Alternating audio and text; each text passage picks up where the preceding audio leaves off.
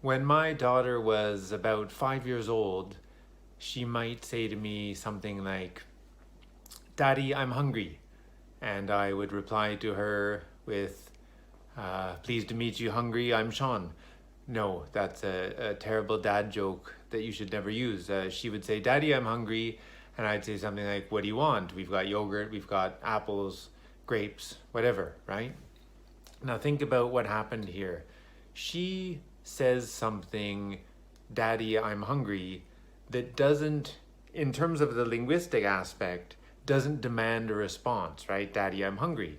And I could easily just take that as a piece of information and reply back to her, "I'm hungry too," or "I'm feeling a bit thirsty." But of course I don't, right? I react to what she says, "Daddy, I'm hungry," in terms of several things, primarily to do with our relationship, right? As I am her father, I'm responsible for her well-being generally, which more specifically here includes making sure she's fed, uh, presumably, preferably with healthy things.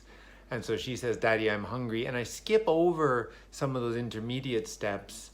What do you want me to do about it? And so on, and move directly to fulfilling my role as a parent. "Daddy, I'm hungry. What would you like to eat?" Yogurt, fruit, or what have you. If she, now that she's 12, things have changed, right? If she says, "I'm hungry," at some times of the day, I might say, "Well, help yourself to a snack," right? She's old enough now to, open the refrigerator herself. Children sometimes just can't do it or can't reach the top shelf.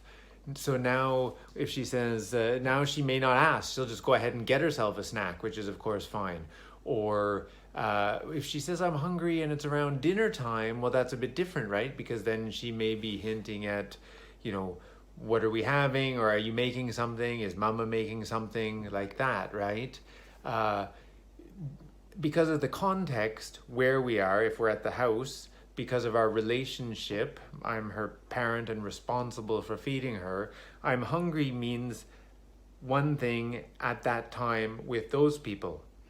At a different time with different people, it means something different, right? If my wife says to me, "I'm hungry," and we're out walking around London, now that probably doesn't mean let's go home and see if there's yogurt in the fridge. Now it means, let's get some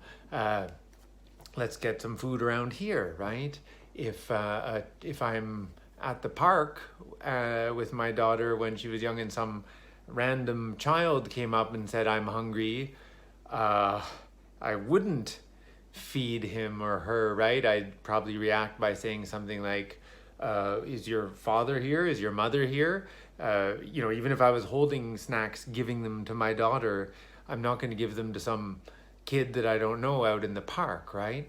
So the same words, if we analyze "I'm hungry" just as words, I, subject pronoun, am, to be verb, present simple, hungry, an adjective in the subject predicate position, an adjective after the verb.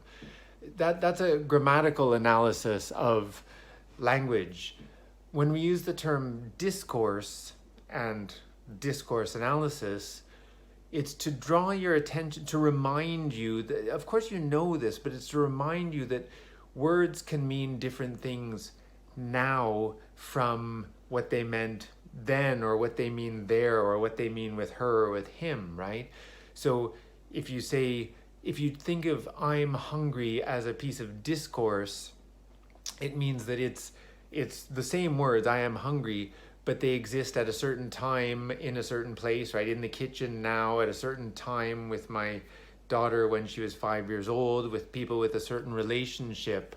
So that's what discourse, when you hear discourse, it should draw your attention to that, right? The word itself, or the phrase or the clause, right? The amount of text that you're looking at, but that it's shaped, the meaning is shaped by the context, right? Where we are and when we are. We've got the context of time, when we are. We've got the context of place, where we are.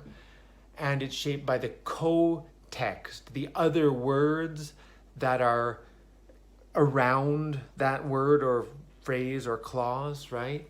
A good example of thinking about co-text is, again, think of my daughter being about 5 years old and me saying to her at the dinner table, "Would you like some broccoli?" It sounds like a question. Would you like some broccoli? It's in the interrogative mood, right? Would you like some broccoli? But she would hear that in a different way than you would if you were a guest at my house. You'd hear, "Would you like some broccoli?" And you'd say yes or no, depending on how full you were, whether you like broccoli or not, right? She would hear, "Would you like some broccoli?" as, "You're going to eat some broccoli, but I'm pretending to be polite about it by asking you."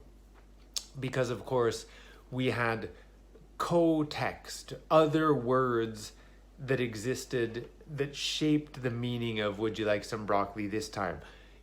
She may not have loved broccoli, but she had learned over time that she had to eat some, or she had to eat some of whatever the healthy vegetable was for that meal, because that's the parents' responsibility, is to feed the kids healthy food. And they may pretend that they're asking, "Would you like some?" But what they really mean is, "You must eat some."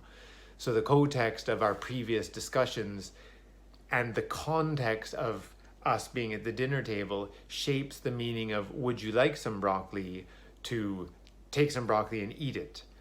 So that's what discourse, the use of the term discourse, should draw your attention to, that, right? That words exist in a certain context of place, where are we, a certain context of time, when are we, and the existing co-text of any discussions or writing about those words.